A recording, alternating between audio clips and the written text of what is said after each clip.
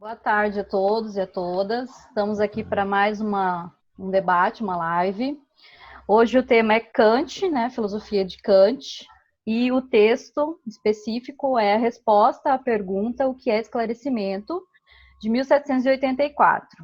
Então, eu sou a professora Vanessa, sou doutora em filosofia, né? Nós temos aqui os colegas Tatiane, Gustavo e o Fernando aí. Então, todo mundo vai se apresentar um pouquinho agora. Tati? Olá. Oi, gente. Meu nome é Tatiana. Eu sou professora de filosofia e moro em Brasília. E aí, pessoal, eu sou o Fernando. Eu sou mestre em filosofia pela UEM, sou aqui de Maringá. Estudamos junto, né? Fizemos a faculdade junto. É isso. Olá, pessoal. Eu sou o professor Gustavo, sou professor de filosofia e sou mestre em filosofia e agradeço o convite do trio, né, para o vídeo de hoje. O Gustavo hoje é nosso especialista, né, Gustavo? É tipo o especialista da Globo News aí, igual o seu fundo aí. Mas eu acho que é legal a gente falar. Eu acho que o Gustavo ele vai trazer mais o panorama do texto e depois vamos deixar ele apresentar, ele que vai apresentar a ideia do texto e a gente vai tentar debater isso depois, né? Sim. Manda bala aí, Mas Gustavo. Fica à vontade. Manda bala, ó que coisa mais de mais atual, manda bala. Ai, credo. Ok, então nós vamos comentar hoje o texto O que é esclarecimento do Kant. Na verdade, é um pequeno texto, né, que o Kant ele escreve como uma resposta a uma questão proposta por uma revista. O texto a questão é o que é esclarecimento, e o Kant se propõe a responder essa questão em 1783 e 1784 o texto é publicado, né? E hoje é um dos textos que dá muita visibilidade para o Kant, assim, né? Eu acredito que por muitos motivos esse texto é muito lido, né? Tanto por especialistas como não especialistas em Kant, né? Então, por exemplo, esse texto do Kant você encontra também ele em vestibulares, por exemplo, é um texto bastante cobrado, né? Essa noção do Kant do que é esclarecimento. Então, é um texto até de fácil leitura, né? A Tati? Aqui na UNB, ele cai no PAS, que é o Programa de Avaliação Seriada, no segundo ano dos alunos, inclusive. É só isso. Deu uma cortada aqui. Voltou? Você pode repetir, Tati? Desculpe. É que ele cai no PAS da UNB no segundo ano. É uma das obras do PAS que os meninos estudam aqui no segundo ano, no médio, inclusive. Certo. Ele é um texto bastante cobrado, realmente, assim, né? E isso gera bastante problemas, assim, eu imagino, né? Porque a gente pode fazer uma leitura desse texto sobre diversos aspectos, assim. A gente pode ler ele como um desdobramento das obras críticas do Kant, né? Também. Então, ele consegue se relacionar com o sistema kantiano, apesar de ter essa linguagem um pouco mais acessível, né? Porque o Kant, ele escreve para uma revista, então ele sabe que a linguagem dele ali vai ter que ser outra, mas nem por isso esse texto ele deixa de se comunicar, de certa forma, com a sua filosofia propriamente dita, né? Então, como eu disse, esse texto é de 1783, a Crítica da Razão Pura, né, é de 1781. Mais ou menos nesse período, Kant também está escrevendo a sua obra sobre ética, né, a fundamentação da metafísica dos costumes, que é de 84, se eu não me engano. Gustavo, então, é um texto que ele transita. A fundamentação ela é anterior à Crítica da Razão Prática? Ele é anterior. A Crítica da Razão Prática é de 88. Aí, né, ele, ao contrário dos prolegômenos, né, porque muitas pessoas entendem muitas vezes a fundamentação como assim como os prolegômenos da toda a metafísica cultura vem para explicar a crítica da razão pura, né, Mas a fundamentação não é essa obra menor da crítica da razão prática. Então, ela é anterior. E aí, esse texto, então, ele se comunica ali como um texto de reflexão do Kant e também como um texto que, de alguma forma, surge como eu diria até como uma consequência da crítica da razão pura, de certa forma, né? Principalmente quando ele vai em alguns conceitos ali que a gente já fala, né? Mas, a princípio, a gente começa ali com algumas definições, né? O Kant, ele não economiza no início, ou melhor, né? No início ele é muito direto, né? O Kant ele já começa dizendo que o que é esclarecimento, né? Então ele vai dizer, esclarecimento é a saída do homem da sua minoridade. Essa minoridade ele próprio é culpado por essa minoridade, né?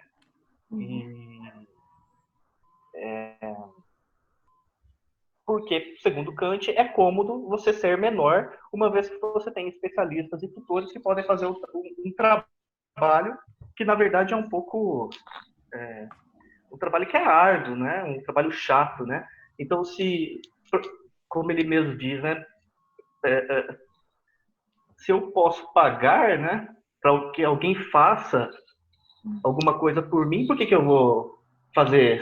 Né? Por que eu vou estudar, me debruçar, se eu posso pagar para que alguém faça esse trabalho, né? E essa é uma das consequências de um sujeito que vive em menoridade, né? Ele paga, ele é tutorado, digamos assim, por outras pessoas, né? E isso para ele é uma condição de menoridade. Então, a saída da menoridade, né, é justamente você conseguir se desprender desses tutores, segundo Kant. Só assim você chega ao que ele chama de esclarecimento, né? Então, o que é o esclarecimento? O esclarecimento é você não seguir essas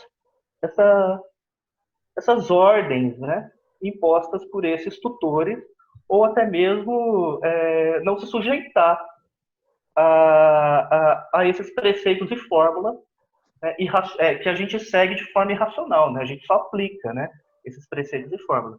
Então, isso já logo nos primeiros parágrafos do Kant, ele já define o que é esclarecimento e o que impede o esclarecimento, que, segundo ele, é a preguiça e a covardia, né? Então, aí nós temos uma definição bastante direta do Kant, né? Até aí, aparentemente, não há nenhuma relação com a sua filosofia crítica, digamos assim, né? Mas a partir do momento que ele avança e que ele começa a colocar novos conceitos, como, por exemplo, o conceito de liberdade, né? Porque para o Kant, para que eu seja esclarecido, eu tenho que ter a liberdade. Aí sim a gente já começa a perceber um flerte do Kant com a sua produção na crítica da razão pura, né? Porque o que é liberdade para o Kant, né? Bom, liberdade não é o que muitos pensam, né? O que o senso comum pensa. Liberdade não é você fazer o que se queira, né? O que você quer, melhor. Liberdade é você não ser determinado. Esse é o conceito de liberdade para o Kant, né? Então, eu não posso ser determinado por... Nesse período, ele está escrevendo a fundamentação da metafísica dos costumes, né? O que ele diz na fundamentação, liberdade é eu não ser determinado por móbiles a posteriori. Né? O que são móbiles a posteriori?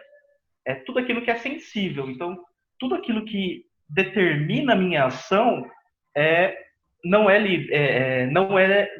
liberdade. Então, por exemplo, sou ruim para dar exemplo, como Kant. Aqui ele já coloca, nesse texto, eu não lembro muito bem disso, mas ele já coloca a liberdade como fora da determinação a posteriori. Não, então, nesse texto não. Não, né? Mas quando você coloca o tutor como algo que te determina, você já pode fazer essa implicando relação. Isso. Porque vai ter a coisa na crítica da razão prática depois, né? Do dever lá, né? Que vai ser... do dever. E o dever, ele... Não, beleza. Então, assim, eu vejo que essa liberdade que ele coloca no texto que é esclarecimento, ela sim é um desdobramento da sua filosofia. né? Então, o que é um ser livre? Um ser livre é um ser que se autodetermina, né? Que é determinado por si só. E não é determinado por móbiles a posteriori, como ele vai escrever. O a posteriori é importante, né, Gustavo? Nesse caso. Porque nesse caso, sim. Porque qualquer determinação que seja empírica, né, seja essa determinação vamos pensar, de um médico, de um professor que diga que faça isso ou faça aquilo e você faça em obedecer, por mais que você escolha seguir a ordem dele, né, então, aparentemente, eu sou livre porque eu escolhi seguir a ordem de fulano ou ciclano. Não, por Kant não. Você não é livre porque não houve a sua racionalidade e a sua autodeterminação. Você se deixou determinar por isso, né, por A ou por B. Nesse sentido, você não pode ser considerado um indivíduo livre, né? Então, a liberdade, ela é condição do esclarecimento, porque esclarecimento é justamente pensar por si só, né? E aí sim que a gente vem, aí sim que aparece aquela distinção que é talvez a distinção mais importante do texto e a mais perigosa também, né? Que é o uso público e o uso privado da razão. Ele diz, essa dá pano para manga, né? Então, ele diz, eu tenho, para eu ser esclarecido, eu preciso fazer o uso da minha razão. Não posso ser determinado por tutores. Não posso ser determinado. Tem que ser livre. Mas esse uso público, né, que diz para eu raciocinar, ele também se contrapõe, de certa forma. Eu não vejo isso como oposição. Existe um tom até conciliatório, eu acho, entre o uso público e o uso privado, né? Mas existe, como eu acabei de dizer, existe um uso privado da razão. Então, por exemplo, um professor que dá aula, no seu cargo, ele faz o uso privado da sua razão. Então, se eu sou pago para dar aula de filosofia, eu devo dar aula de filosofia, né?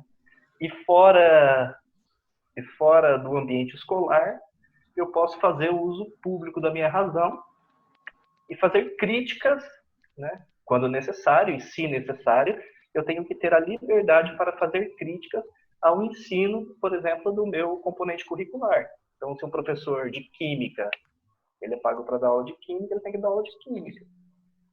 Fora, isso é perigoso dizer, né? Porque alguém pode editar isso, né? Eu edito, pode deixar. Alguém pode editar e falar assim, o professor Gustavo disse que o professor de química tem que dar aula de química. Eu vou cortar só essa parte, vou soltar só ela, assim, escrito isso. Isso é perigoso, né?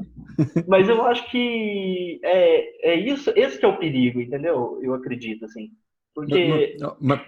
Fala um pouquinho de novo do uso público. Eu tinha a impressão que era inverso do que você falou.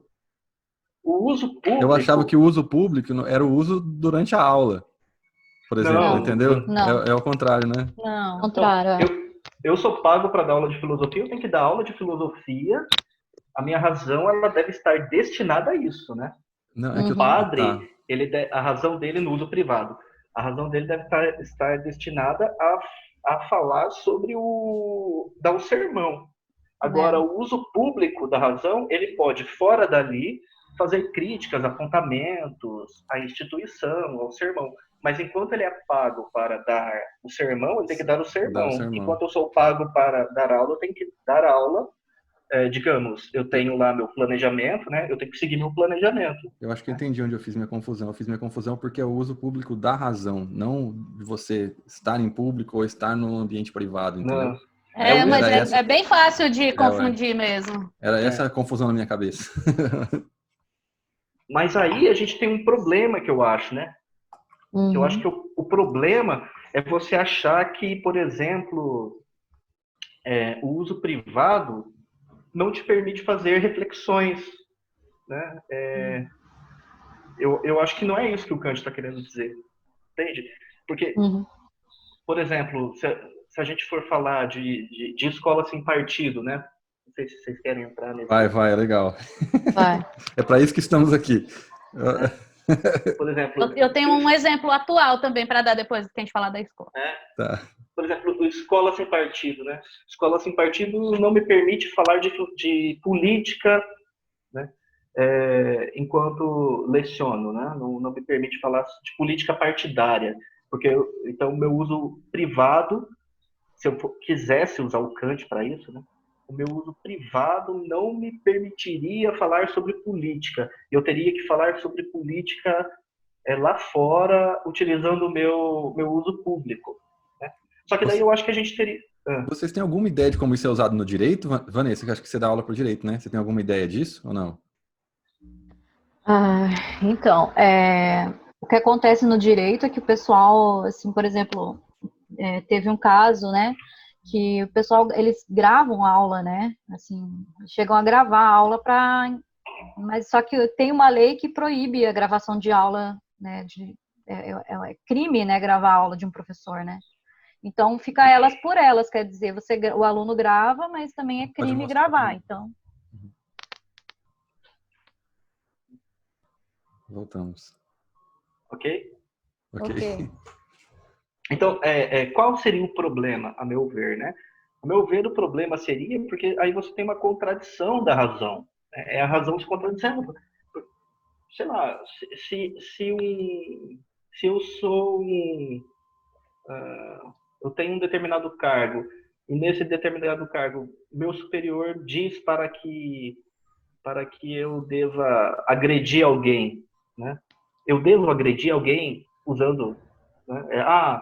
Essa justificativa do uso privado da minha razão, né? Aparentemente isso para Kant entraria em contradição, por exemplo, com certas normas morais, né? Então eu acho que esse é o problema. O uso privado da razão, por mais que você fale que é uma razão que obedeça e cumpra ordens, ela não pode ser contraditória com uma moralidade, por exemplo. Uhum. E ela não pode ser contraditória, por exemplo, com a própria razão, porque a gente está fazendo uma distinção de razão privada e razão pública, mas é uma só razão, entende? Sim. A razão não contradiz a razão. Então, eu não posso justificar um ato criminoso falando que eu estou fazendo um uso privado da minha razão. O que o Kant está querendo dizer com o uso privado é que antes desse uso privado existe uma razão pública. Entende isso? Então, assim, eu tenho uma razão pública que diz como que as instituições devem funcionar, que diz como as instituições devem se organizar. A partir daí, eu faço essa discussão, eu cumpro a minha função enquanto indivíduo, né? Nessa função, eu como professor, padre, eu uso a minha razão privada, faço uso privado da minha razão. Se eu encontro um problema, eu posso ir a público e reformular e discutir esse problema. Porque o Kant está falando de um desenvolvimento das instituições. É um processo civilizatório. Entende? Isso. Então, a razão privada ela não pode entrar em contradição com a razão pública. É como se essas regras que você deve seguir quando você está cumprindo um papel, por exemplo, né, no uso da sua razão privada, como se essas regras tivessem sido estabelecidas já por um público esclarecido. Exatamente. E todos tivessem concordado. Não são né, regras de um tirano, não são regras que vão ter que contrariar algum tipo de coisa, porque senão não faria assim. Eu pensei num exemplo. Como que vocês acham que se sairia, hipotético aqui? Você trabalha num escritório e a sua função é, sei lá, tirar cópia. Aí o seu chefe chega para você e fala para você lavar o banheiro. O que você vai falar pro seu chefe?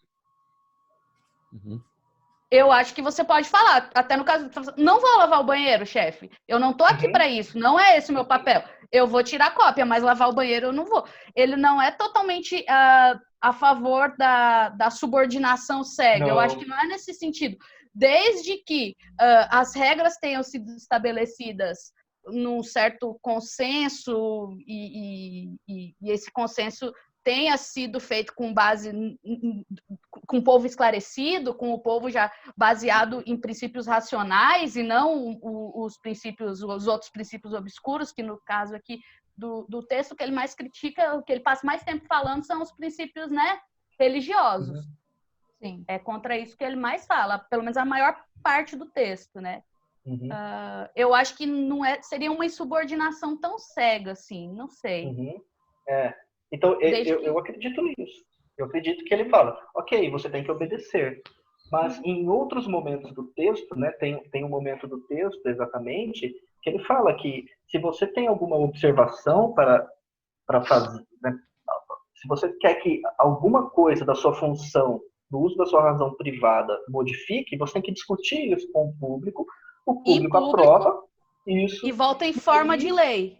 E aí volta em forma para que você obedeça, aí sim, obedeça essa razão privada, mas ela tem que ter o aval de uma razão pública. Né? Aval de uma razão pública. Ele usa o termo mecanismo, eu acho interessante. Ele fala que a gente é parte, né, é uma peça no mecanismo quando a gente está exercendo uma função pública. Mas o que está regendo essa função? Quem inventou essas regras? Quem pensou sobre elas? Quem estabeleceu essas regras? Elas são ou não são justas? Acho que tem isso, né? Por isso que eu acho que esse texto, ele defende um tipo de projeto, né? O esclarecimento, ele é um projeto. É um projeto, É um projeto. E o que eu acho interessante é que ele diz que a gente não pode obedecer a instituições, né? Ele está falando da instituição religiosa nesse momento, mas eu não posso me subordinar a uma instituição que seja imutável, né? Ele fala que é um crime contra a natureza humana, né? Contra a natureza humana. Porque a instituição também vai estar num projeto de iluminação, né? No projeto de esclarecimento. Você está negando para as gerações futuras o próprio esclarecimento, se elas forem fechadas, dogmáticas. Você está negando para as gerações futuras o dever que elas têm, né, de modificar essas regras e criticar e expor as contradições e encontrar as contradições. Isso também tem o negócio da razão para o Kant ser uma só, né? Então, se tipo, tem isso, bem forte. Se você tiver atuando racionalmente, né, teoricamente, você vai estar atuando pelo mesmo guia de todo mundo, né? Por isso que é muito interessante quando ele fala, né? Ele cita em latim sapere aude, que é ouse, né? Ouse fazer uso do seu próprio entendimento. Ouse pensar. É uma atitude. Isso é uma atitude que vai te exigir coragem, que vai te exigir resolução, dependendo da tradução. Você vai ter que sair da preguiça e você vai ter que largar de ser covarde. Por quê? Porque você vai criar inimigos. Você vai criar inimigos se você se posicionar, principalmente se você for contra o que todo mundo acha que é verdade, né? E a liberdade para isso, ela é como se fosse uma estratégia. Ela é estratégica, porque se não houver liberdade da gente expor o que a gente conseguiu, aos argumentos que a gente conseguiu formular racionalmente, se a gente não conseguir expor, como a gente vai encontrar os problemas que ele tem? Como, se a gente não colocar para escrutínio público, como que a gente vai conseguir criticar? Então, é meio que uma obrigação de cada um. Eu sinto que ele coloca esse peso. É uma obrigação de cada um se educar, estudar, pensar e falar, principalmente. E falar. E as outras pessoas têm que ser livres para criticar o que você está falando. Por quê? Porque a razão é uma só, isso é um grande projeto. Isso é um grande projeto. Então, é bem pesado isso, né? O que ele coloca nas nossas costas e nas costas de cada uma das pessoas, né? Bem pesado e bem, sei lá, pareceu, pelo seu comentário agora, ele pareceu bem platônico. Como a razão é uma só, como se a razão fosse uma ideia, guia, que você tem de caminhar até ela. Assim, como se fosse uma coisa... E isso é legal também, porque entra no que a gente conversou acho que não sei se eu conversei só com a Vanessa ou conversei já com vocês. No negócio do político esclarecido, mais ou menos o que é o do Platão também, do político que sai da caverna, buscar o conhecimento da ideia e trazer. Eu vejo assim que esse texto ele está falando disso mesmo, assim, mas o contexto dele é de um político esclarecido, né? O Kant ele escreve esse texto em 83, é o Frederico II, que é temos um político esclarecido. O monarca da Prússia, né? Da Prússia, filho do cruel, que foi cruel, Frederico I, né? Aí tem as fofocas, enfim, né? Não sei se isso cabe, mas... Cabe tudo aqui, Gustavo. Porque tem os biógrafos do Frederico II, que falam sobre a sexualidade, discutem a sexualidade do Frederico II, né? Porque falam da possibilidade de Frederico II ser homossexual ou bissexual, né? E o Frederico II tinha um amigo, o amigo dele foi morto pelo pai, né? Ele não era... Quando ele era príncipe. Não sei se vocês lembram dessa história ou não? Não. Eu lembro, eu acho Não. que eu já vi essa história. Matou só porque todo mundo tava falando, né? Que eles eram, Isso, né? Tinham que eles caso tinham, e tal. que eles tinham um caso, o Frederico II, era o jovem Frederico II, ele era príncipe, filho do Frederico I ainda, né? O pai dele reinava, e o pai dele mandou matar o seu melhor amigo, né? Porque havia essa suspeita de que havia uma relação romântica entre os dois. Né? E o Frederico II era uma pessoa que gostava de filosofia, gostava de música, era uma pessoa, digamos, diferente do que se encontrava naquele ambiente bélico, às vezes, né? Então, e isso, depois o pai dele obriga ele a casar, o Frederico II ele se casa. Depois que o pai dele morre, ele visita a esposa dele anualmente apenas, né? Faz visitas formais à esposa dele. E o Frederico II era muito ligado às artes, né? Eu não estou querendo dizer também que a sexualidade dele também se relaciona com uma certa... Com Também não é esclarecimento? isso, sim. Também não quero.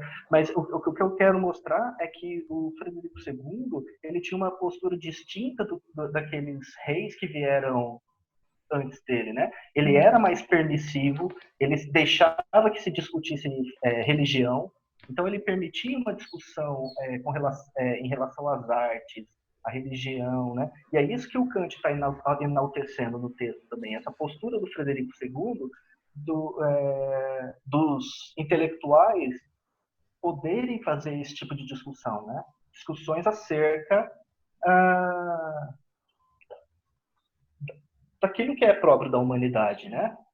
Entende? Da religião, como aquilo que outros monarcas não permitiram, né? Acho que isso é interessante notar. E aí, uma dúvida que eu tinha notado aqui, bom, não sei se você acabou, você não acabou a exposição ainda, né, Gustavo? Mas estamos te... Por quê? Não, acho que... Vamos discutindo já? Vamos, né? Então, uma dúvida que eu tinha notado era quanto à racionalidade dos tutores, que o Kant começa falando, que você também começou falando. Eu acho que aí vem um pouco... Minha pergunta seria assim, anotei que tutores são racionais, no caso lá, no começo da sua fala. O Frederico II era como se fosse um tutor, naquele caso ali, ele era um tutor racional? Eu acho que ele não é visto como um tutor. Como um tutor, não é esse. Não, mas eu acho que ele permite. Eu acho que o Frederico II é o indivíduo que permite com que haja uma discussão racional, né, do papel das instituições. Eu acho que é isso que é o se possa criticar o que seria, sei lá, incriticável em outros lugares que tem outros monarcas, né? Ele deixa, ele permite que se critique, principalmente no âmbito religioso, alguns princípios que em outros lugares os déspotas nem sonhariam em permitir, por conta dessa educação que ele teve, o acesso que ele teve à formação filosófica, né? E a gente que estuda filosofia sabe que a base da filosofia é o quê? É o debate. O indivíduo escreve um livro, morre, vem o outro, desce a lenha nele e faz a filosofia em cima. É assim, né? Imagina se não pudesse, tivesse alguma coisa sagrada, dogmática, que ninguém pudesse criticar, né? E é justamente isso que vai permitir que a gente até dialogue com esses textos de longe. Eles estão vivos até hoje, independente deles terem sido criticados, massacrados. Não existe, né, uma obsolescência, né, na nossa disciplina. Isso é único da gente, eu acho, né? Sem querer puxar sardinha, mas não é? É verdade. Certeza. Vou voltar no negócio do tutor. Esse tutor, então, porque, na verdade, o Kant aponta até meio que uma maldade, vamos dizer assim, que uma maldade nesses tutores, né? Que é os tutores que eles não querem que que ele chama de gado, né? Kant chama de gado, não é uma ironia, ele chama de gado. Eles não permitem eles tentam não permitir o gado atingir a sua racionalidade, né? Tipo... Vocês querem que eu cito para a gente comentar essa passagem? Vai, que é massa. Tá, você marcou. Então tá. Agora ou depois? Ou ao tempo, Fernando? Tempo, tá. Antes de acabar essa primeira parte da gravação aqui, tem 3 minutos e 42. Acho que a gente faz a citação, a gente corta e volta depois. Pode ser? Então, vamos lá. Abre aspas. Após terem emburrecido seu gado doméstico e cuidadosamente impedido que essas dóceis criaturas pudessem dar um único passo fora do andador, mostram-lhe em seguida o perigo que paira sobre elas, caso procurem andar por sua própria conta e risco. Ou seja, ele está falando do que os tutores fazem com as pessoas, né? Os tutores, eles domesticam o seu gado, fazem as pessoas acreditarem no que elas estão dizendo, sem questionar, sem usar a razão para avaliar esses ensinamentos, e depois essas pessoas, elas ficam com medo, igual um gado, né? Ficam com medo de questionar, de se posicionar. Por quê? Porque o próprio Kant fala, é perigoso você pensar e se posicionar e você se expor. Não é confortável, não é uma posição confortável. É perigoso, sim, mas ao mesmo tempo ele coloca isso como uma obrigação, não coloca? Coloca, eu acho. Porque ele fala da responsabilidade que cada um tem, né? De alcançar essa maioridade, né? A obrigação, você Então, fala, é da pessoa tentar De pensar... cada um. De cada um. De pensar por si só. De pensar por si só, exatamente. Só que aí Então, a gente... Eu veja, acho... Pode falar, Luciano. É que assim, não há, não sei se é isso que você... não há uma contradição aí, né? A questão é, assim como eu não devo seguir os tutores, né, eu devo pensar por si só. Né? Então, eu devo me libertar dos tutores. Né? Mas os tutores, eles são importantes. Né? Mas entre eles, o Kant fala, entre eles vão aparecer o que eles chamam de tutores, que são livres pensadores. E vão ensinar as pessoas a pensarem por si mesmas. Vão falar mais ou menos assim, olha, eu estou aqui te ensinando isso, mas você duvide de mim. Não acredite em tudo que eu estou falando. Pense por você. Então, em um certo momento, ela vai ter que seguir um tutor, ao mesmo tempo em que ela vai desafiar esse tutor. Ela vai precisar do tutor para dizer para ela que ela tem que ser livre, né? Que parece uma contradição, né? E ao mesmo tempo tem um tutor que não permite também, né? A maioria não permite. A maioria não permite. E se não me engano, assim como a maioria quer ficar na posição de tutelado, né? De tutelado. É cômodo também. Se não me engano, ele usa o termo mecanismo também, para quando ele fala dos tutores que não permitem, através de mecanismo também. Ele fala alguma coisa nesse sentido. Não, ele fala que quando você está no uso da sua razão privada, cumprindo um papel, você é como se fosse uma peça de um mecanismo. E você tem que se esforçar para esse mecanismo funcionar da melhor maneira possível. É mais ou menos nesse sentido, não é? É que a gente tem que fazer, também eu não sei se vai dar o tempo aí, mas a gente tem que lançar o olhar no sentido oposto, assim. Por exemplo, faz uma pausa dramática, Gustavo, faz uma pausa dramática, assim, aí o tempo acaba certinho e a gente volta.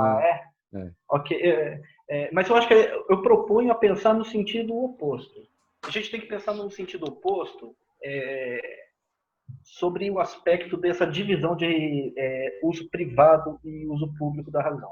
Então, veja, quando a gente fala de uso privado e uso público da razão, nós estamos olhando sob a perspectiva de quem está usando a razão, de quem é o sábio, de quem é o professor, daquele que é o religioso. Né? Mas imagine o professor fazendo o seu uso privado da razão. Ele está sendo o tutor naquele momento. Entende isso? Ele é no uso privado da razão, ele é o tutor. Então, é isso que eu falo. Os tutores, eles não são ruins, na medida em que esse tutor, ele é o protagonista, né, nos ensinamentos, né, no processo de esclarecimento daquele seu determinado público. Então, assim, eu devo ser tutorado, né? É assim, né? Tutorado, né? Eu devo ser tutorado, talvez o que eu te diria, sim, mas não o tempo todo. Enquanto o seu professor, enquanto o seu líder religioso está fazendo uso privado da sua razão, sim, você senta e ouve e aprende, porque ele está usando o uso privado da sua razão. Nesse momento, você deve ser, você está como aprendiz, entende?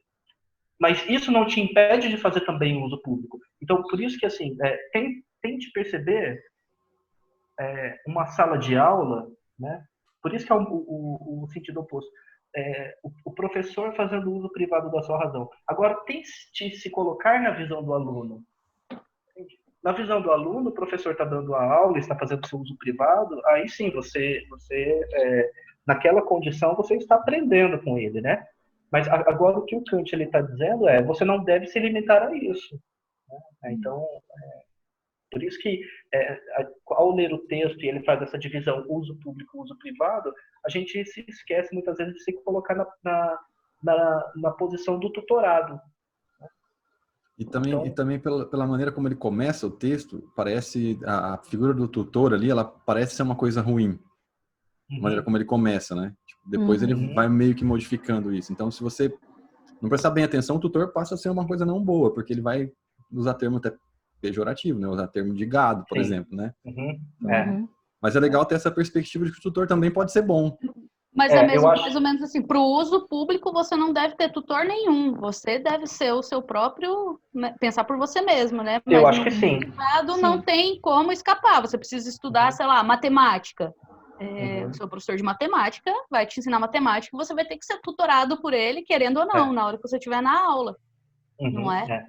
Exatamente. Eu penso que essa posição do tutor, ela deve ser interpretada sobre essa perspectiva também de um uso público e de um uso privado da razão. Né? Senão, aí você comete erros. Por isso que eu acho que esse texto ele tem algumas armadilhas, né? Ele é um texto perigoso, porque senão a gente pode interpretar o texto de forma assim, de que leve a crer que o Kant é ingênuo, né? Que ele está dizendo, se eu dou aula, eu tenho que sempre dar aula. Não então, tenho não minha posso, liberdade. Não tenho minha liberdade, e não é isso que ele está dizendo. E que os tutores são assim, assados também. Então, eu acho que ele também não acho que ele se expressa mal. Eu acho que ele se expressa daquele modo porque ele está num contexto político, né, em que nós falamos aqui do Frederico II, ele está vendo a permissão de Frederico II, a permissão que dá Frederico II para esse tipo de discussão, né?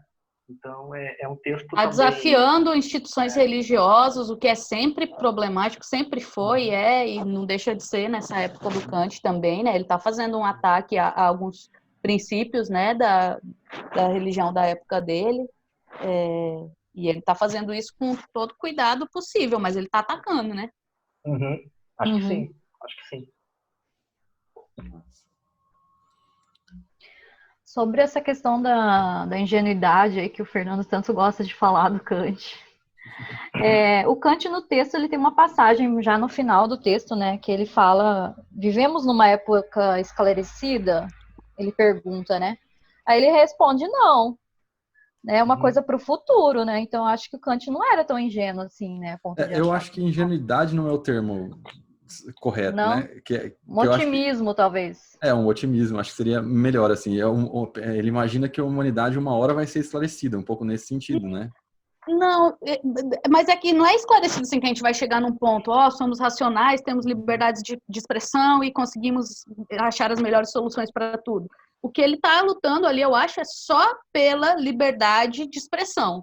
Talvez aí eu caia no risco de misturar os Kants aí, como diz o Gustavo, que a gente corre esse risco, né? Porque, tipo, tem o Kant da crítica da razão pura, o Kant da crítica da razão prática, do ser humano ultra-racional. E isso acaba, tipo, no meu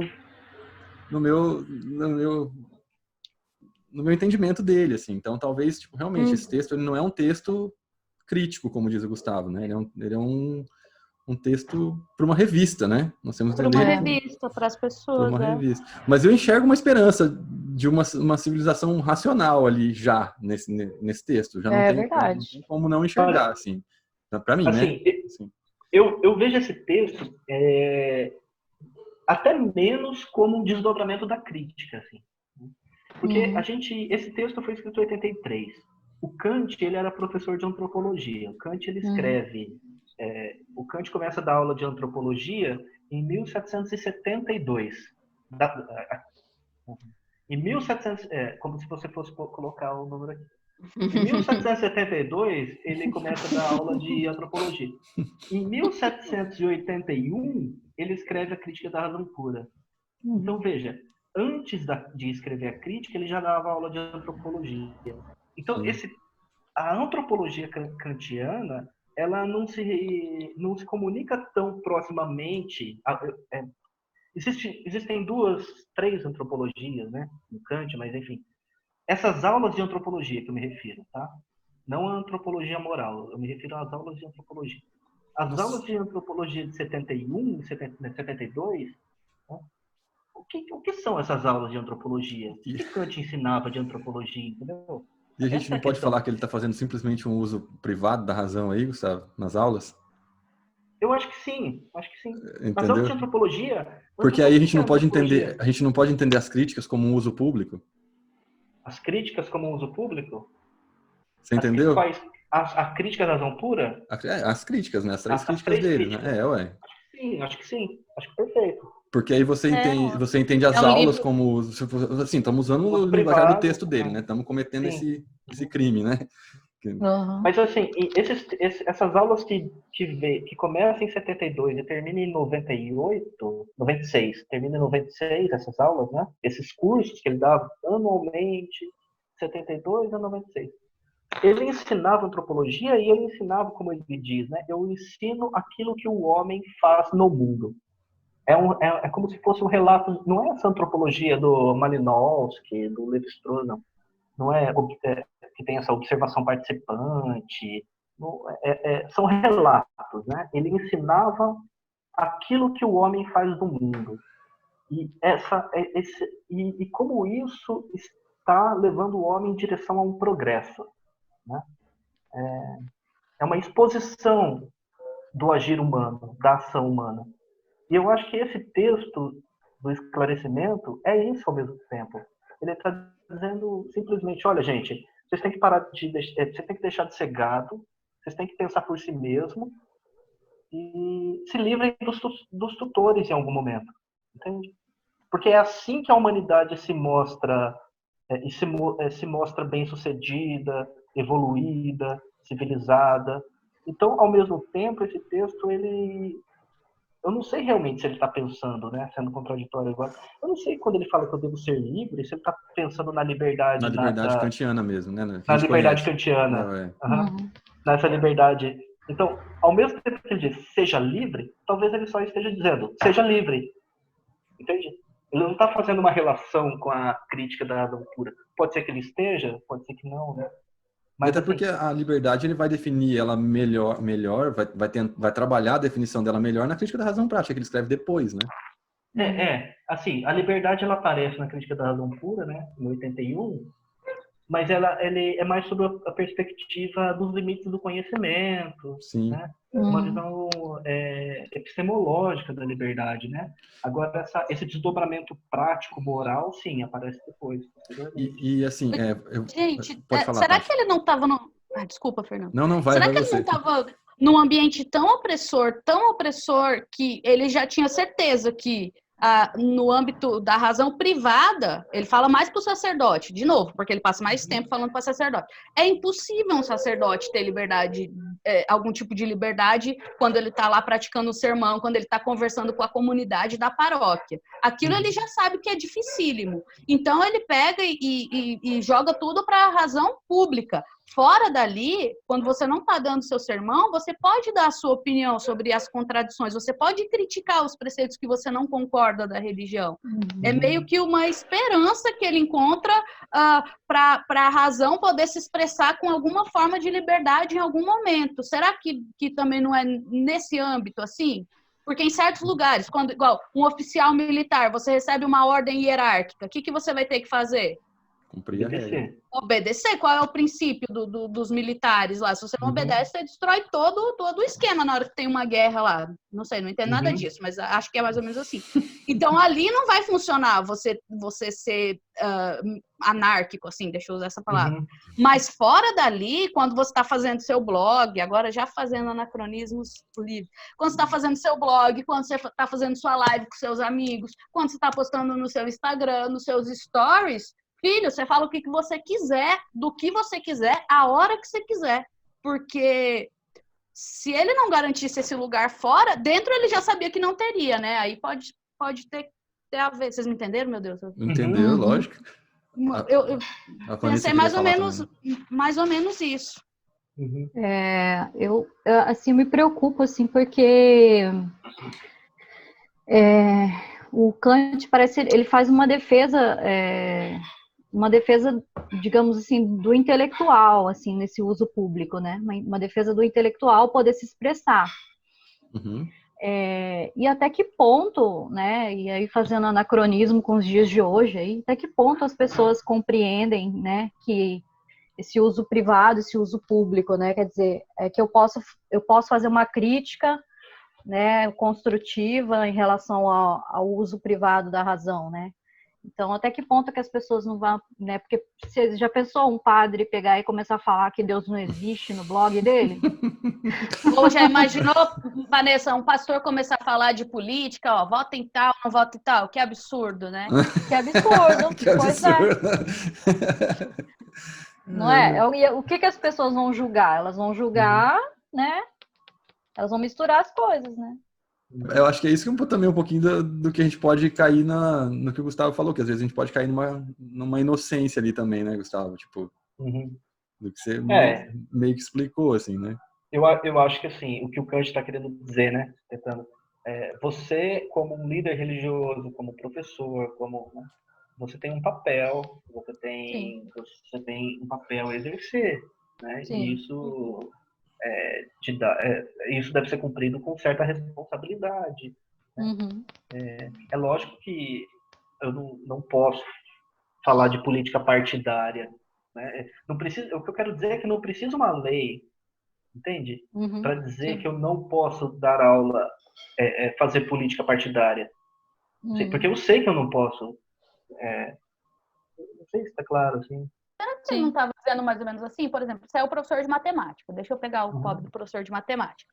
Se você chegar na sua aula e você ficar falando, sei lá, sobre a sua vida ou sobre o seu gosto literário, qual as séries que você gosta ou as suas opiniões políticas, que seja. Se você ficar o tempo todo falando sobre você e os seus gostos e você não dá aula, você está cumprindo o seu papel? Você foi contratado para dar aula de matemática. Mas você não está dando aula de matemática. Eu acho que se a gente fosse jogar para os dias de hoje a gente estabeleceu algumas leis, por exemplo, a liberdade de cátedra. A liberdade de cátedra, ela é na Constituição que está, não é? E ela diz que os professores podem expressar as opiniões políticas dele em sala de aula. Garantem isso, como um cidadão qualquer. Hoje, qualquer cidadão tem liberdade de expressar as suas opiniões políticas sem ser perseguido para isso. Se o professor fala, sei lá, 5 minutos sobre política e 45 sobre a matemática, ele não está fazendo alguma coisa errada. Por quê? Ou se ele usa, por exemplo, para dar aula de proporção, ele utiliza exemplos políticos. O exemplo da votação lá, da votação no Congresso. E nisso ele cita partidos políticos. E nisso ele até cita ou essa questão, quando nós estamos falando do coronavírus, né? Sim, ou mesmo a opinião dele. Exatamente. Eu acho desde que ele não ocupe, que ele não deixe de ensinar matemática, ele está sendo aquele mecanismo. O Kant usa a palavra mecanismo. Ele está cumprindo o papel dele. Ele não está deixando de ensinar matemática ao dizer que ele votou em X e não votou em Y. E dizer por quê. Se os alunos perguntarem, por exemplo. Ele não está saindo desse uso da razão pública. E se ele chegar na escola e criticar o sistema de ensino? Criticar, olha, no banheiro não tem sabão, sei lá, imagina, um exemplo hipotético, claro que isso nunca aconteceu no nosso país, né? Não seria um banheiro sem sabão, não é? Numa escola. Hoje em dia, isso é um consenso que a gente chegou, talvez, né? Um consenso com o uso público da razão, a gente chegou nessas regras, nessas leis, em que as pessoas podem se expressar, desde que elas não deixem de cumprir o papel delas. Será que não era mais ou menos isso? Só para tentar salvar. Porque, assim, é a mesma razão. Entende? Eu não posso, no uso público, no uso privado da minha razão, tem que pensar assim, no uso privado da minha razão, eu não posso contradizer minha razão pública. Eu Não não pode. posso, eu não posso ser, tipo, eu não posso ser imoral no uso privado da minha razão, eu não posso ser imoral no uso privado da minha razão, porque isso contradiz a minha razão pública. Isso. Entende? É mais ou Então, menos. é um desdobramento, a razão privada eu vejo como um desdobramento da razão pública. Ela é menor, é privada, né? Privada é menor, então ela não pode ser contraditória a algo maior, que é público. Ela está ligada a uma determinada função. Né? Agora, se essa função é boa, essa função ela leva ao desenvolvimento civilizatório, ao progresso da humanidade. A gente, claro, está adotando os termos kantianos, né, otimista, como diz a gente está falando de progresso, de civilização, depois o ator vai mostrar que isso é outro buraco. Mas, enfim, essa razão privada ela não pode contradizer uma razão maior. Né? Eu pensei num exemplo que acho que você me disse é isso que você está dizendo ou não. Ó, por exemplo, todo professor fala mal do sistema de avaliação das instituições. A gente dá aula, a gente aplica a prova, mas a gente é contra as provas. Ah, não é assim que deveria ser avaliado, deveria ser diferente. E a gente fala isso para os alunos, ó, isso aqui não está certo. Aí os alunos perguntam o que para a gente? Oxe, então não aplica a prova, professor. Por que você está dando prova, então? Se você é contra, por que você não aplica? Mas aí você, usando sua razão privada como parte do mecanismo, você aplica a prova e lá fora, quando tem um debate entre os coordenadores, entre a Secretaria de Educação, entre as instituições, e você é convidado, lá você critica e você propõe uma mudança. O dia que mudar e virar uma lei, mudou para todo mundo. Será que não é mais ou menos isso? Eu acho que sim, acho que sim. O problema, eu vejo, é eu ser contra a aplicação da prova, né? E não falar nada, e ficar completamente, enfim, em silêncio, né? E deixar a coisa rolar. Eu acho que não é isso que o Kant está querendo dizer. E assim, o uso privado, o uso público, né? Ela tem justamente esse caráter aparentemente contraditório. Mas a gente tem que pensar no Kant uma certa conciliação entre esses dois. É isso que eu insisto aqui. É preciso pensar uma conciliação entre esses dois usos. Eu acho que é isso mesmo, e é muito difícil você não conciliar, porque, vou dar o meu exemplo, né? Eu dou aula de filosofia do direito. Em filosofia do direito eu dou aula de política. Não tem como não dar, né? Não tem como eu não falar, entendeu? Uma hora ou outra de um partido que é esquerda, que é direita, que é liberalismo, que não é, que é capitalismo. E vai chegar uma hora que eu vou dar uma opinião minha, né? Então, assim, é bem complicado nessa parte, né? Do professor universitário, por exemplo, né? Que tem esse... E até o professor, né? Do ensino médio, que tem que falar de política uma hora ou outra. Tem que falar... Porque filosofia a gente acaba falando de tudo, né? Não tem como não falar, é impossível. Falar. História, filosofia, sociologia, geografia, não tem como. Não tem. Até já disse uma vez, então tira logo, se não quer que a gente fale sobre política, tira logo nossas disciplinas, porque é impossível, faz parte da raiz né? Vai ser mascarar as coisas de uma maneira muito desonesta para os alunos, se a gente não falar. Eu vejo assim, o uso, tentando, na função do professor, principalmente de filosofia e história, né? Se posicionar é fazer uso privado da razão também. Os alunos não têm acesso a... Eu também concordo. Os alunos não têm acesso a alguma pessoa com estudo, às vezes, né? Muitas vezes não tem acesso a uma referência, né? Uma referência, como uma referência. Então eu vejo assim, como professor de filosofia, de história, de sociologia, fazer o uso privado da razão é esbarrar nesse assunto. E se na verdade se eu não esbarro, eu não estou fazendo o meu uso privado da razão. Né? E isso está no planejamento. Tanto é que quando a gente pega as pessoas que tentam censurar esse tipo de abordagem, né, elas tentam censurar sobre o aspecto legal mesmo, assim, né? Por exemplo, que a gente não fale disso, né? Assim, você não pode falar de política e sexualidade. É o que disse a Tati, então eu não vou dar aula, né? Porque tira logo. O meu componente curricular, ele é Eles falam Pressupõe sobre isso. liberdade, a filosofia pressupõe liberdade de expressão. Às vezes eu já digo para os alunos lá, eu falo, olha, desde o início da filosofia, a gente é perseguido, a gente é assassinado, preso, enforcado, criticado, a gente é acostumado, porque a gente é incômodo, a gente incomoda, a gente vai com o dedinho na ferida. Então, tem que fazer todo esse trabalho, principalmente com alunos que nunca tiveram contato com a filosofia antes. Ela é desconfortável e ela vai atacar uma visão de mundo que para você era a única possível, era, né, a verdadeira. E se ela não fizer isso, ela não está sendo filosofia.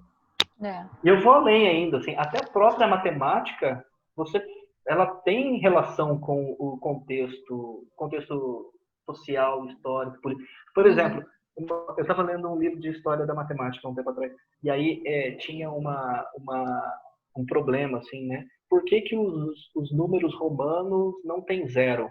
Por que não tem zero nos algarismos romanos, né? Que é uma questão, assim,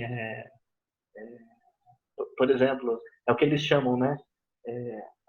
O sistema numérico é não posicional. O X, no X, né, é sempre 10. Então, você quer 30, você tem 3x. Ao contrário do nosso sistema numérico, né, que o 3 pode ser 3, 300, 30, né, dependendo da posição em que ele está inserido, né? E aí o autor ele mostra que, na verdade, isso está relacionado com o modo de contar, por exemplo, contar os animais. Foi necessário um outro sistema numérico, entende? O algarismo romano ele é anterior.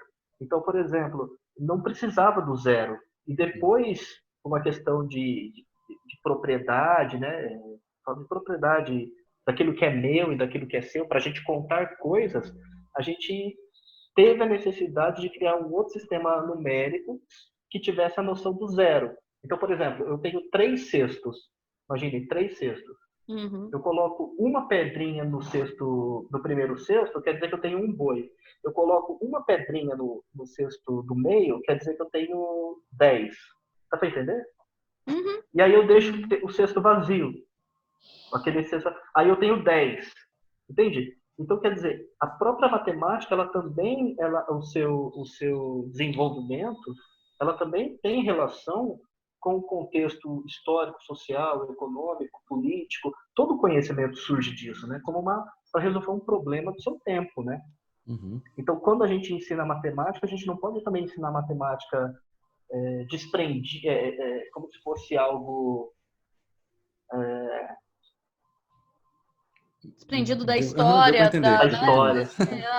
Da sociedade. Não dá para ensinar matemática. Como se ela fosse uma ciência separada. Claro, com certeza. Claro que dá para só uma técnica. A matemática não é uma abstração pura. A matemática ela surgiu naquele momento porque ela teve condições para ter isso é necessário, né? Então, assim, eu vou esbarrar com política, eu posso esbarrar com política, eu vou ensinar matemática também. Sempre, né? Uma coisa que é legal ao ler o texto, assim, não sei se vocês querem comentar isso, mas eu acho que é uma primeira leitura inocente dele. Ele traz uma questão que parece ser muito atual, assim. Tipo, a partir do momento que ele começa a falar do esclarecimento, o texto é um anacronismo mesmo isso, mas tipo assim, o texto ele meio que parece que fala um pouco desse momento que a gente está vivendo. Nesse sentido que eu comentei um pouquinho antes da gente começar a live, que a própria inocência do Kant é o que deixa o texto atual. Não é inocência, que a gente já viu que não é inocência. Mas vamos usar esse termo só para a gente esclarecer, que é o que deixa o texto atual. No sentido de que parece que a gente vive... É que assim, esse texto ele é um texto pré-Revolução Francesa. E é óbvio que o Kant está enxergando a Revolução Francesa ali. O Kant é um cara que pensa a época dele. Não tem como. Ele está olhando aquilo e está vendo. E a Revolução Francesa, ela é uma esperança de esclarecimento para todo mundo da época ali. Ela é uma esperança e ela é revolucionária justamente por isso, né? Porque vai mudar esse esquema. E me parece que a gente vive novamente esse tempo Eu tô fazendo muito anacronismo agora. Pré-Revolução Francesa. Eu não sei se a gente não tá no ponto de fazer uma revolução, mas o texto é muito tentador nesse sentido. Entende? Ele tenta a gente a fazer, me tentou pelo menos a fazer esse anacronismo, assim, de pensar que a gente vive nesse momento que o povo não está esclarecido e que a gente precisa se esclarecer um pouco nesse sentido. Entende? Vocês querem falar um pouco disso? Vocês acham isso uma viagem muito grande? Não, eu tinha justamente separado uns pontos para a gente conversar que tinham base, assim, a gente tentar definir. O Kant tem o contexto dele e tal, a história dele. Sim. Sim, mas se a gente fosse tirar alguns termos para pensar na nossa própria época, o que seria, por exemplo, um público letrado, apto ao debate? Ele define um público letrado como apto ao debate. Uma pessoa instruída tem que ter liberdade de expressar, né, publicamente as ideias dela. E aí ele define uma pessoa instruída como um sábio, um erudito ou douto. Ele usa uma palavra em alemão que quer dizer mais ou menos isso, que eu não sei a palavra em alemão. E esse público, segundo as notas do comentador da tradução do meu texto, esse público letrado era simplesmente uma pessoa que sabia ler e escrever. Qualquer um que soubesse ler e escrever estaria apto a entrar no debate público e ler esse livro e debater com seus pares sobre essas coisas. Hoje em dia, se a gente puxasse isso para cá, quem seria esse público apto, lembrando dos nossos índices de analfabetismo funcional?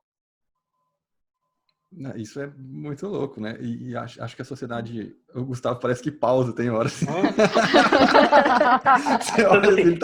Eu tô pensando assim, rapaz, a galera... A Tati tá falando de analfabetismo, a galera tá querendo fechar a universidade, entendeu? É isso aí. Então, assim, a gente tá no regresso, né? No caminho contrário. Cortando bolsa, assim, né? Cortando bolsa. É nesse sentido que eu vejo uma inocência. Aqui não é uma inocência, mas é nesse sentido que eu vejo uma inocência dele. Entendeu? Mas é isso mesmo. Mas assim, é muito maluco, porque essa inocência que deixa o texto atual, cara. Porque, tipo, ela traz essa discussão de volta. A discussão tá ali de volta. É isso que deixa o negócio... Mas quando ele fala ali no começo do texto, né, voltando ao começo do texto, dessa preguiça e dessa covardia das pessoas, né, eu acho que tem muito a ver com esse momento atual, né? Total, né? Com o gado, enfim, com a minoridade da razão. E aí tem uma coisa que eu vou fazer uma crítica aqui para o Kant, que ele falando sobre essa questão da preguiça e da covardia, né, das pessoas que não querem se instruir, vamos dizer assim, ele fala do sexo, do belo sexo, né? Ele se refere à mulher. Daí ele fala da mulher no sentido negativo, né? A mulher, será que a mulher não poderia alcançar a maioridade da razão? Que ele pensa que a mulher, ele coloca a mulher num âmbito inferior ao homem. Mas ele não está chamando ela para briga também? Incluindo todo o belo sexo? Cadê aquele trecho? Ele fala assim, olha, todo mundo que é menor, incluindo o belo sexo, por que não estuda? Ele não está chamando para o debate? Está chamando, mas ele está falando que a mulher... não está chamando, não. Tá falando que a mulher tem preguiça e tem dificuldade para alcançar a maioridade. Eu acho que é isso mesmo. Que a Vanessa, eu leio assim. Assim, lê assim, assim. Machista. Aqui, achei, ó. Não, eu não vou passar. Eu vou citar o texto. Quieto, deixa as duas aí, Gustavo. Eu vou citar aqui, ó. Não preciso necessariamente pensar se posso apenas pagar. Outros se incumbirão por mim dessa aborrecida ocupação. Que, junto à grande maioria dos homens, incluindo aí o inteiro belo sexo, o passo rumo à maioridade, já em si custoso, também seja considerado muito perigoso. Para isso, ocupam-se cada um dos tutores, que de bom grado tomaram para si a direção sobre eles. Será que ele não está colocando as mulheres lado a lado com as pessoas na menoridade que precisam de tutores? Inclusive, as mulheres precisam também de tutores. Exatamente, é que a mulher não consegue sozinha alcançar a maioridade da razão. Eu leio assim, para a maior parte dos homens é difícil. E para todo o belo totalidade sexo. do belo sexo é difícil. Agora... Né? E é difícil até hoje, né? Então, E você... agora, eu não vou passar pano pro Kant, não. Mas então, não é difícil por eu acho que causa ele de tá... vocês, pelo amor de Deus, Tati. Não, não É por causa da difícil gente, porque, mas por causa da situação, porque né, social. dificultam mais para vocês sempre, né? Com certeza, com certeza. Agora, realmente não sei o que ele está se referindo aí. Se ele está falando que as mulheres, colocando as mulheres numa posição de inferioridade, eu não sei. Eu imagino Ele que está ele tenta, de colocando fato, como menores, junto com todos os homens que também permanecem na menoridade. Ele está dizendo assim, os homens que têm liberdade escolhem ser menores, as mulheres também estão nessa menoridade. Eu sei, mas quando ele Porque é fala mais difícil para elas. Quando a gente fala de homens, né, na nossa tradução no português, né, homens inclui humanidade, digamos, homens para a humanidade. Agora, ele não precisava referenciar belo sexo também, né? Na minha tradução é assim, para a maior parte dos homens é penoso. Para a maior parte. E para todo belo sexo. E para todo belo penoso. sexo. É penoso para todas as mulheres, é penoso. Imagina quantas mulheres sabiam ler na época dele, que tinham acesso à alfabetização na época dele. Exatamente. Era pouquíssimo. Em toda a história, né? Em toda a história. Toda a história, ali não era diferente. Pior, se é ruim para os homens, imagina para as mulheres. Eu acho que ele está falando nesse sentido, sabe? Eu não sei. Eu acho que a história da filosofia é muito machista, assim. Tem muito machismo na história da filosofia. Com certeza. Não tenha dúvida. Eu acho que eu tô mais nessa interpretação da Vanessa aí.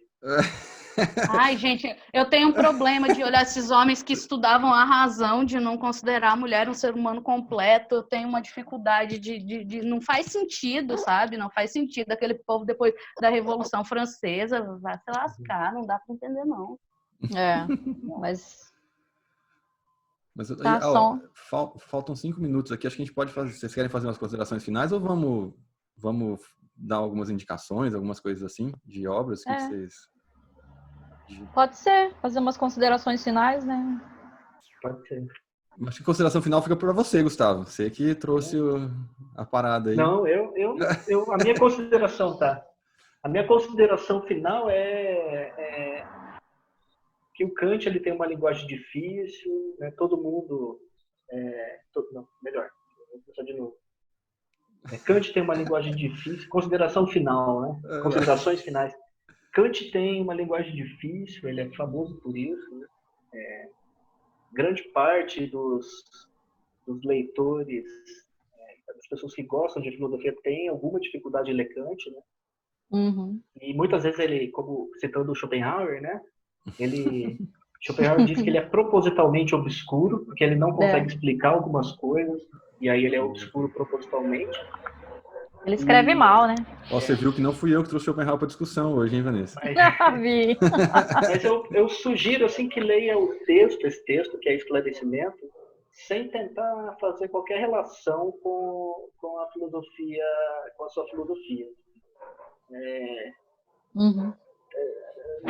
Não se prender a questão de conceito, não ler o texto como um desdobramento. Mesmo que talvez seja, eu acho que é mesmo, mas eu acho que a mensagem ela é muito mais clara quando você lê esse texto como um texto de revista, assim mesmo, de jornal. Eu acho que é isso que ele quer dizer. E é possível, né? E é possível você ler ele assim, possível, completamente possível, né? Eu acho que os kantianos têm esse preciosismo, né, de tentar relacionar com a filosofia kantiana, com o sistema, pegar todo o texto e tentar encaixar, né, ali deformar o texto para que se encaixe numa filosofia kantiana.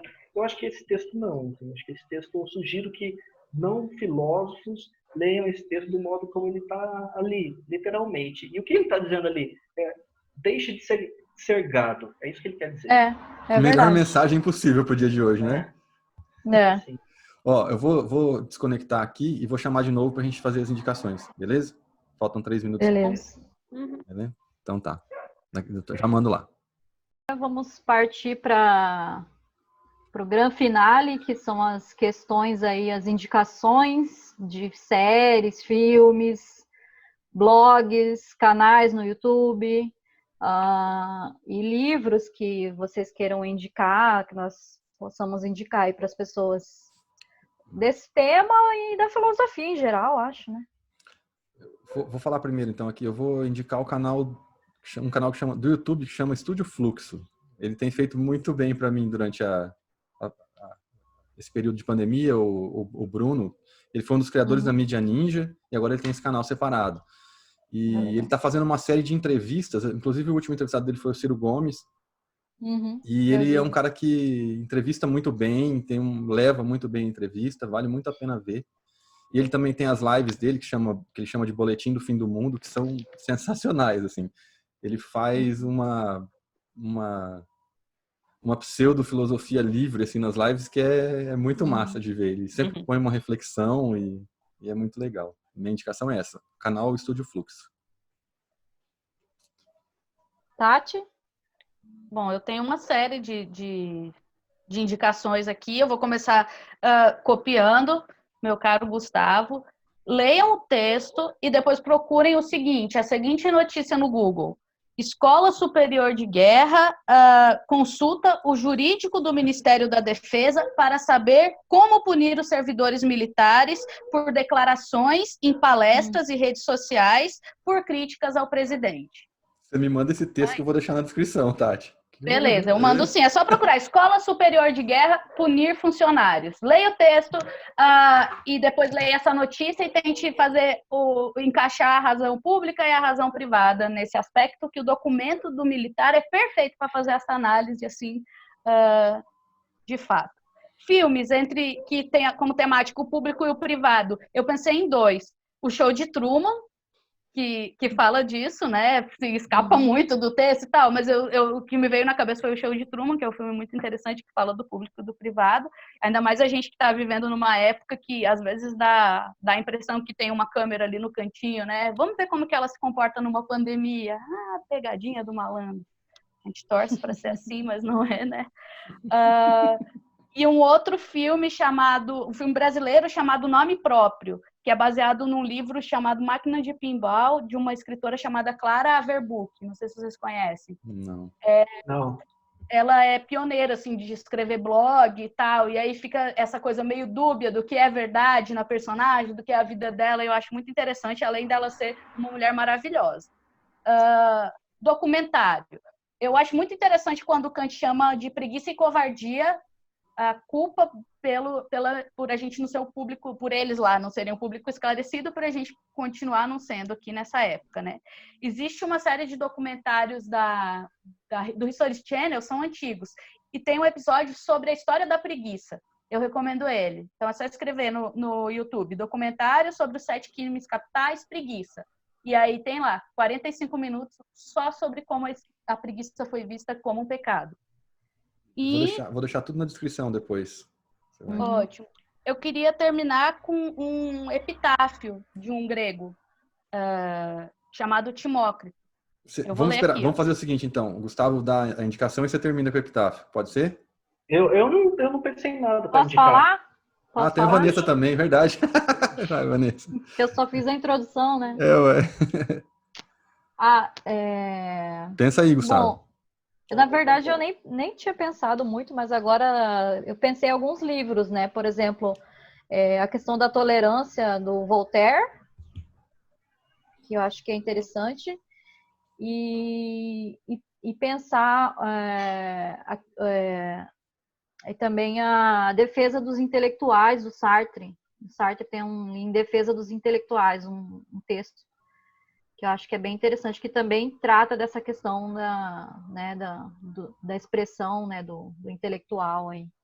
E é mais contemporâneo, assim. E eu teria várias considerações sobre Sartre, mas não deu tempo. Mas eu indico esses livros, né, do Voltaire e do Sartre. Vai lá, Gustavão. Eu não pensei em nada relacionado ao tema, assim. Não, vai no que você quer indicar. Ué. Pera lá, deixa eu abrir aqui. Deixa eu abrir aqui. Indica a Máfia dos Tigres, cara. Ok. Massa demais. Bom, eu indico o livro que eu estou lendo agora. É um clássico, é um dos livros mais lidos, né? 100 Anos de Solidão, do Gabriel Garcia Marques. Acho que para essa quarentena vem a calhar. Massa. Bom. Vamos lá, Tati, com o seu epitáfio. Então, esse epitáfio foi escrito por um cara chamado Timócrito, mas foi escrito por um poeta lírico chamado Anacreonte de Teos em 550 a.C. Foi escrito assim no túmulo dele. Timócrito era audacioso na guerra. Aí está seu túmulo. Ares, o deus da guerra, poupa os covardes, não os valentes. Né? Isso é uma provocação, não sejam Muito covardes, sejam valentes, se assumam e se exponham para Ares, né? Não tenham medo de Ares. Muito massa. Valeu. Obrigadão. Foi foda. Valeu, gente. Valeu, pessoal.